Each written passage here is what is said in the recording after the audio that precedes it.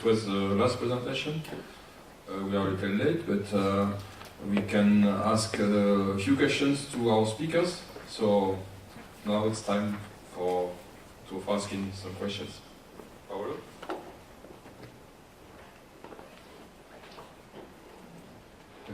Yes, I have a couple of questions for Carlo De Grandis, because unfortunately you could not be here this morning, but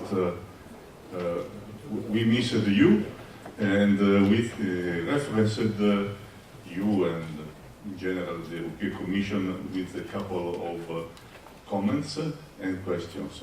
In general, it was clear from the panel one, which I moderated, that it is very important to know where the European Commission wishes to go, because of course everything has to take into account the laws before all.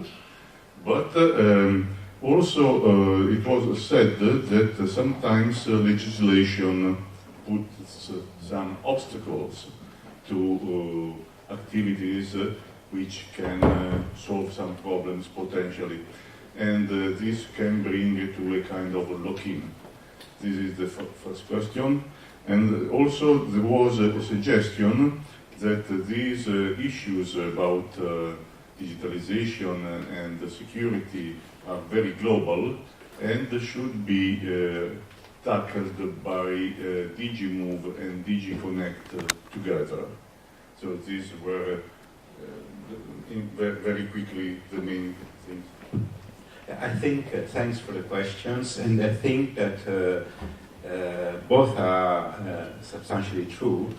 And on the second, it's very clear, yeah, we're dealing with DigiConnect together, and more generally, yeah, they are global and they are cross-modal by far. Therefore, we will have an initiative on digital transport days in Tallinn in November, where we won't have specific rail session, but we will have all the teams we have heard today dealt with in a cross-modal vision, and we'll pursue this development next year, with which is the year of multimodality, with several actions which sees the part of those systems as integrated multimodal systems, both for passengers and freight.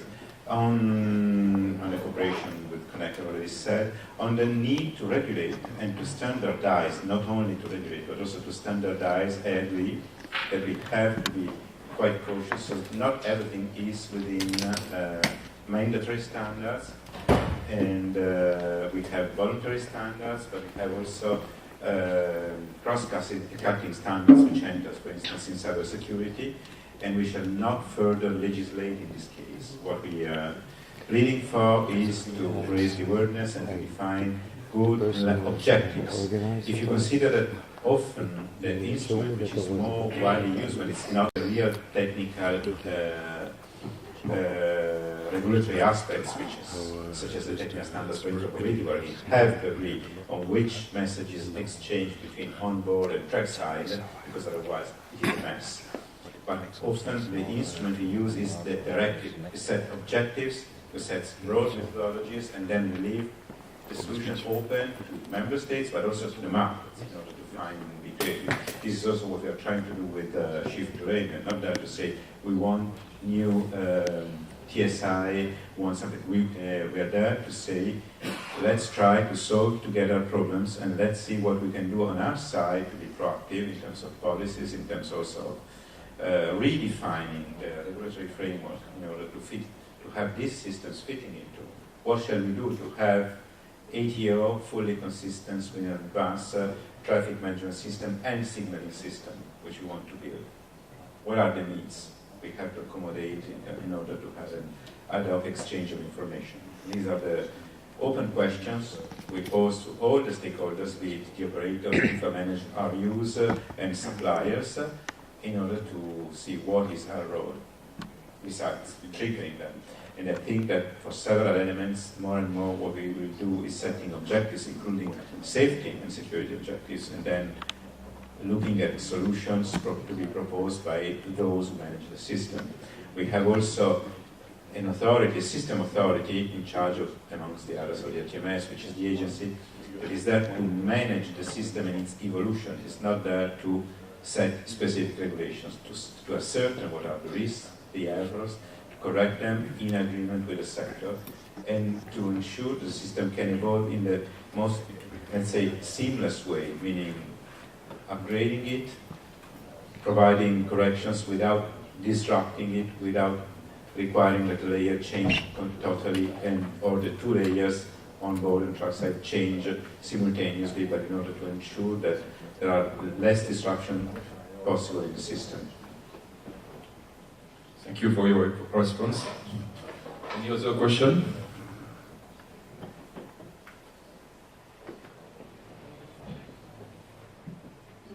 I have a question about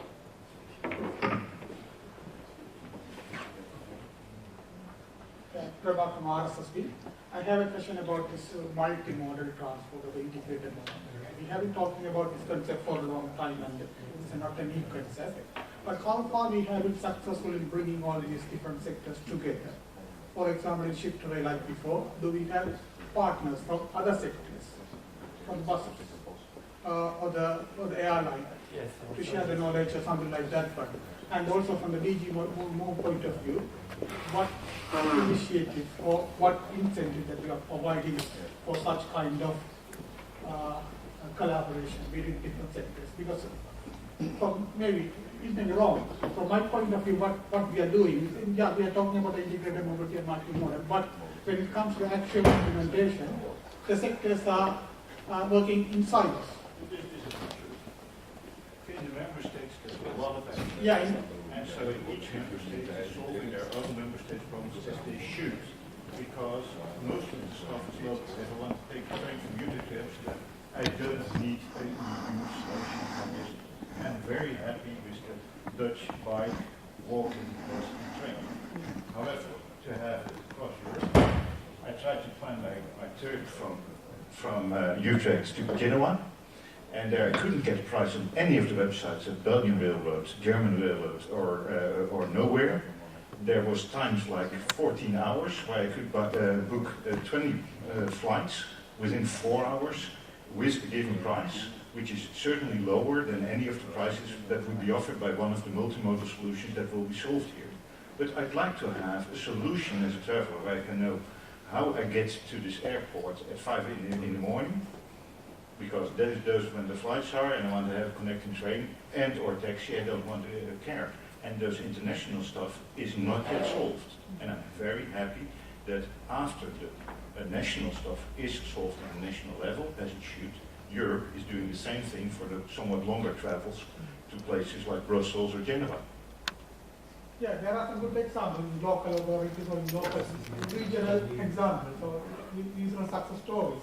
So why can't we bring it a bit more further level? So what are the barriers blocking this kind of things? These are the things. Well, have you seen the price for Eurostar coming from Brussels to London and the price of EasyJet? Well, Yeah. I think you then kind of know the barrier.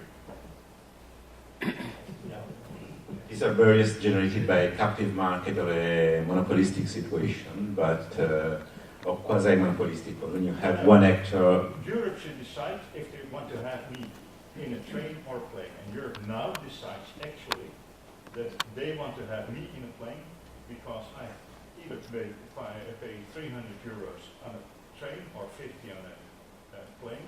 So Europe wants me on the plane. Now, Europe has succeeded in liberalizing air transport. And Ryanair and EasyJet exist only because we have open air transport. So that was a major success. This is what we are going to do on railways with the fourth railway package. But you wouldn't have cheap tickets without air liberalization. And air liberalization was us, not EasyJet and Ryanair. They are just being created by the liberalization we have brought about. This said, it's more difficult because, of course, air and maritime are quite open in infrastructure. Trucks are not. In the connection between Brussels, Paris, and London, most of the journeys are done by train. Still, what we are still not there through is an opening to competition these elements. But it's not about multimodality. Multimodality is something more which goes beyond the national barriers and the barriers to interoperability which we are trying to address. Multimodality is really the fact that I can go from door to door with a series of different mode of transport without having to booking.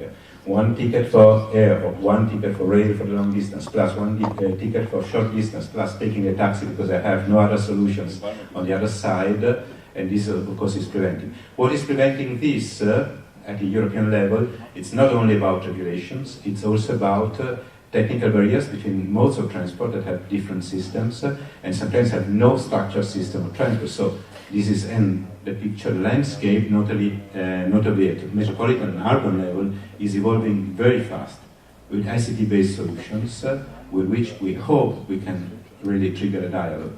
But that's just a starting point because the zip card didn't exist a couple of years ago. Now I'm using it intensively in Brussels.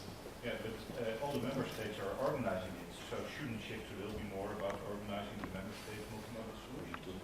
That's what they're doing for. They just started Well, I didn't. a couple of years ago. I fully agree on that. The objective should be this one. This question.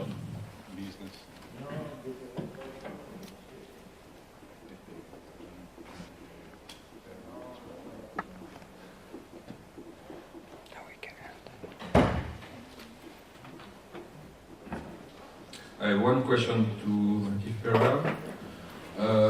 You spoke about the passport to travel. It's a lot of information for each passenger, but who will manage this passport? Not the passport, the wallet. The wallet. But in the travel company. Yes. Who will manage it? This passport.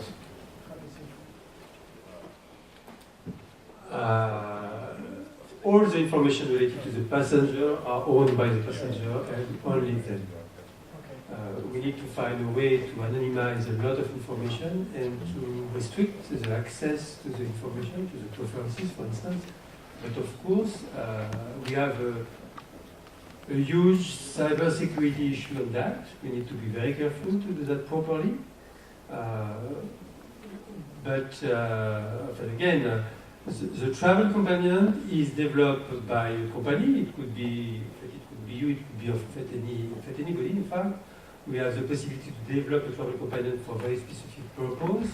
It could be at the level of a state, but also at the level of a country or of a city. And then we collect information which are in the wallet, which are personal information, and then we need to follow the protection of the personal data. Thank you. I have a question on that. There's new laws in Europe, starting next year, that the data should be transferable between many of those wallets, so that the owner of the data can transfer the information in his travel wallet to another provider. How is that framework arranged in this multimodal thing? So this is something on which we will have to comply, and it's a technical issue. We need to find a way to do it properly, but it has not been considered yet. This is one of the big chances that you make the entire stuff open by design and timing is not well timed because it's in the negotiation in Europe. No, it's true. It's true. This is one of the difficulties that we have to face. Well done.